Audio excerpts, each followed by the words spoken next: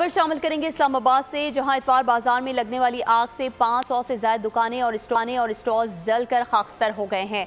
पाक navy, air force और रावलपिंडी इंतजामिया ने मिलकर शोलों पर काबू पाया। वजीर दाखिला ने आतिशज़दगी के वाक़े की तहकीकात का हुक्म दे दिया।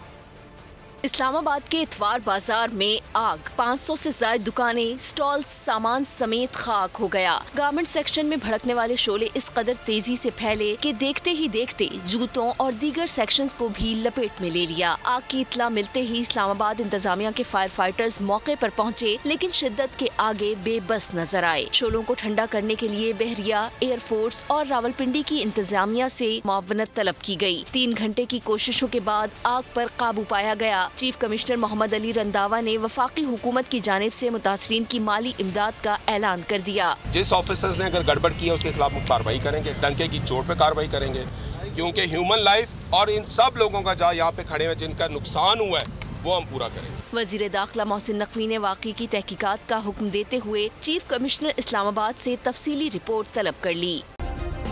सब्सक्राइब करें और बेल दबाएं ताकि कोई खबर रह न जाए।